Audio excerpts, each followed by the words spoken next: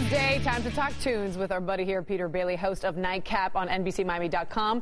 In the studio this morning with Miami's own star, Mayor 305, Trick Daddy himself. And you know, we're here to celebrate. We're celebrating the nationwide debut of Trick Daddy's memoir, Magic City, Trails of a Native Son, co-authored by Peter Bailey here, award-winning writer, journalist for many, many years. And you immersed yourself into Trick's story, which really, Trick, it's a story of the city. It's a story of South Florida. Definitely. And, you know, I met Peter working with my Trick Love the Kids Foundation, doing a lot of things within Liberty City, Overtown, and South Day area. And, you know, Peter, I've read a lot. I read people's articles. Yeah. You know, I'm a fan of literature as well as music.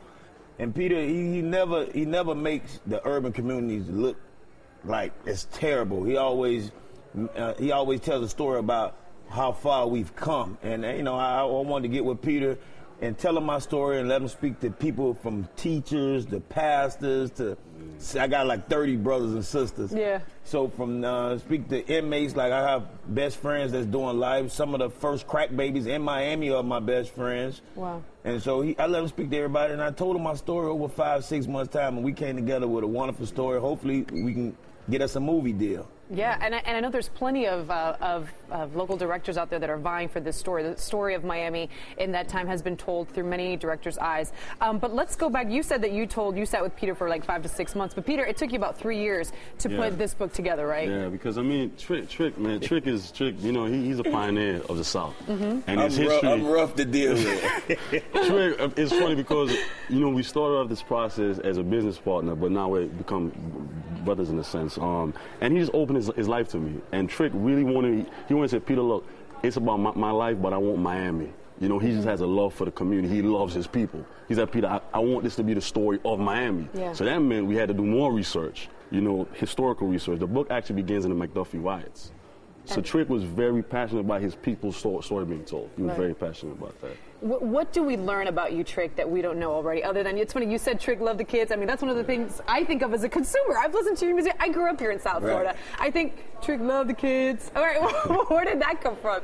'Cause you really do love children. I love kids, because growing up, my mom got 11. Wow. So you literally you have a lot of brothers and sisters. 8 boys and 3 girls. Then my daddy, he's a player, you know what I'm saying? So, you know, everybody know that Charles Pop Young, he's in the double digits as well.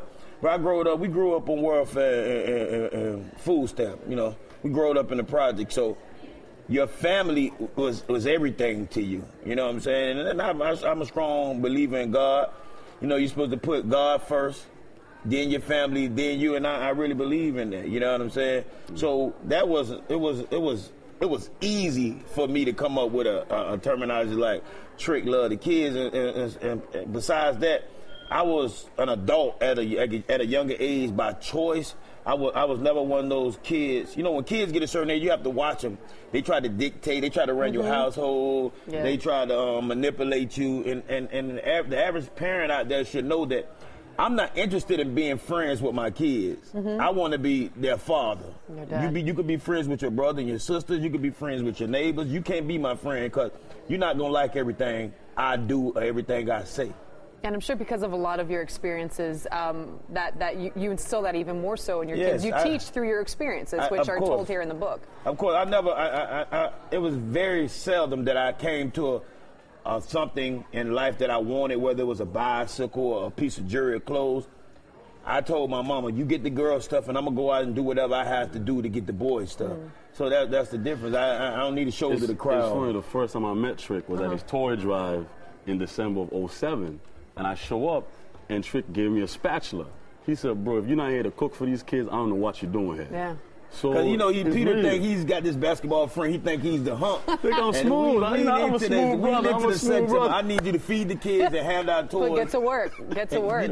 Let's go. We can make it happen. We can party and drink and do all that later. Yeah. Speaking of partying, Trick, I have here. This is your first album, self-titled Trick Daddy. What was it like? What is it like when you're driving down the streets of South Florida and you hear somebody with their windows down, listening to this or you know, dancing to this, and you know, and what else can we hear from you coming up?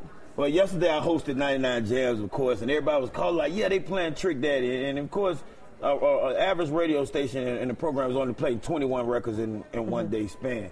I'm working on a new album, www.thug.com, too.